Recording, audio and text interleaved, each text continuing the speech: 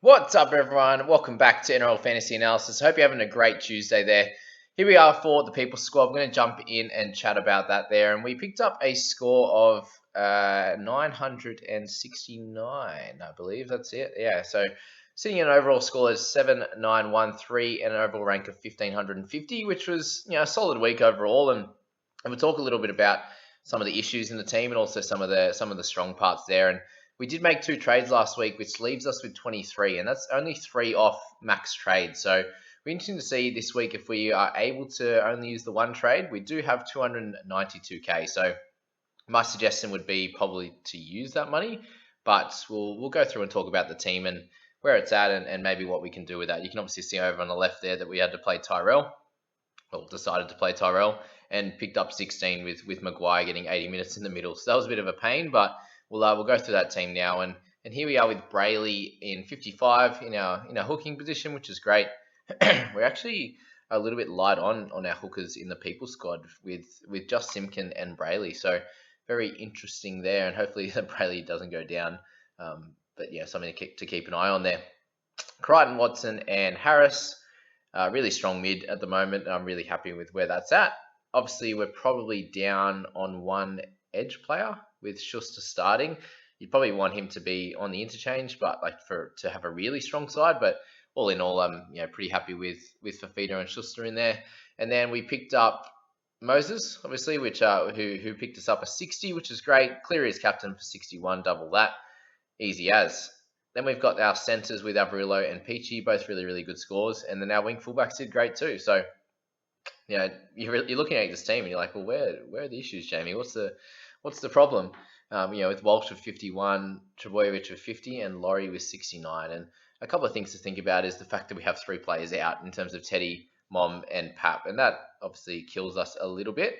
My team, for example, had RTS, so there's an extra sort of 18 points there over someone like Trebojevic, but it's really just Tyrell and Stefano that get the lowest scores for us on the interchange, where I think a lot of the better teams at the moment have a few guys that are getting 40 to 50 plus on the interchange, whereas we have 3 guys there with 32, 16, and 37. So a little bit annoying, but it's kind of, if we didn't have 3 players out, then we wouldn't have Stefano, Fuamano playing, for example, and that's something to think about. And I personally am pretty happy with how the team has gone with those 3 out. So very different to my team. I've only got Pap out, for example. So hopefully Teddy's back this week. We have Mom with 1 more week to go, and hopefully Pap also comes back. But very interesting the way the team's set up at the moment, as we do have obviously Walsh, Trebojevic, Laurie, Pappenhausen, and Tedesco. So 5 wing fullbacks there, which is probably a little bit too much, but I suppose we kind of had to do it in terms of having the cover and making sure we had 17 players each week. But it'll be interesting to see who we actually decide to play out of those guys. And at worst, we'd be able to start a Walsh or a Dane Laurie or something on the interchange if we have Teddy and Pap back. So that's where we're at the moment. Simpkin with 32, Fui 16, Walker with 88, and Stefano with 37. And who would we actually trade out from this side? And my clear option would be Fui, for example, and we may as well have a little look at kind of the trade-ins that we could have. But is there anyone else in this team that we look to trade out? I don't think so at this point. You've held Pat, Mom, and Teddy for this long. I think you've got to keep a hold of them. The question is going to be, what kind of position are we looking at improving? I'd say our middle to edge is probably a smart one to improve upon. In our centers, we got Mom as our 3rd option. Halves is really strong with Walker on the interchange. Wing fullback's great. Hooker, you could probably try and get a 2nd one, but I don't think we're going to get anyone at that price point, for example.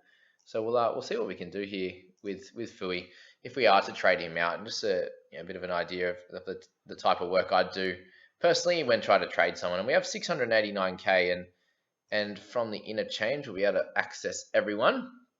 So 698k, and we'll go by price. This is a quick and easy way of doing it, guys. Is just going, obviously making sure that your player is coming from the interchange and you're not just clicking the trade button from middle, edge, wherever they're from. Having them down in the interchange, selecting it there, and then going through by clicking price is a very easy way to do it. And what do we say? 689, was that right? 689. So heading down there, we obviously miss out on a few good plays in the in the 700s there. 689. We have enough cash for Barnett. That's an interesting one, isn't it? What did the people's squad think about that one? Who else we got there? Latrell would be nice. Not that we need any wing fullbacks. Sutton with a slightly lower score. If we're looking at middle and edge, let's go through straight to the mids to start off with a more filter. And our middle. Cool. Middle by price, so it would have been nice to get Papali'i, that's for sure. Murray's injured, so we got Barnett, Sutton, Fisher Harris, Twal, already in the yuck ones. So mid's not so great. You got Trbojevic there, who's lost a fair bit of cash, which is good. Clemmer is a lot cheaper as well, so it'll be interesting to see if he can get back to a nice 50-plus point average, which he has done in the previous years.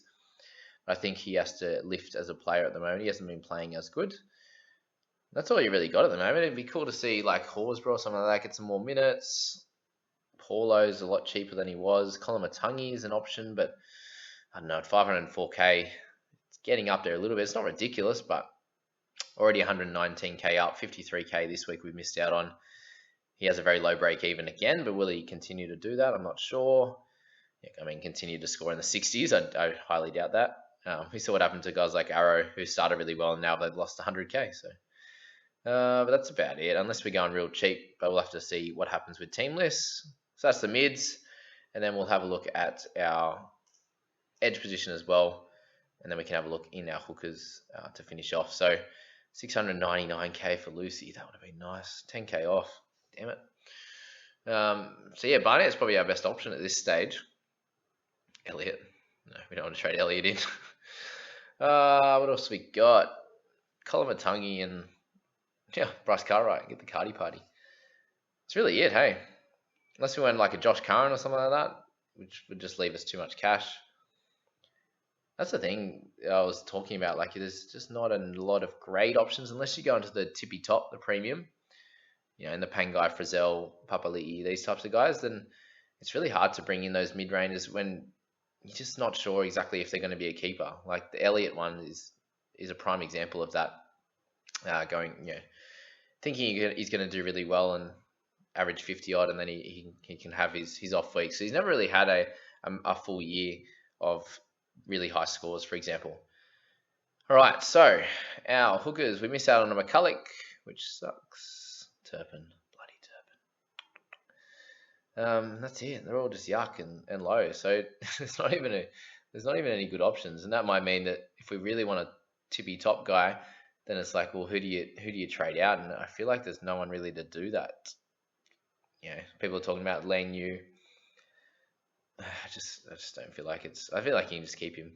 And there's not, unless we find Joseph Sawali gets a spot, then he could be an interesting one. We can downgrade to him for a Lang Yu and upgrade elsewhere. But then when you're looking at 23 trades, it doesn't excite me that we're going to be 21 after this week. So at worst, I'd like to use one only.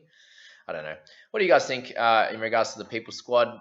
We'll get it up there in the Discord group, the types of trades that we're looking at, and obviously making the trade we did last week was helpful. It did a good job.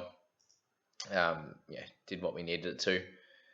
Bringing in Moses, you're happy with that after Peachy the week before, so picked up a good score from him in round 7, and then a 50 odd as well as a good score from Moses this week after bringing him in. So the trades have been really good. I have no issues with that. It's just where do we go from here? So let me know what you guys think in the comments, and we'll go from there, guys. Hope you're enjoying this. Please hit like, hit subscribe, and we'll see you in the next one. Bye, guys.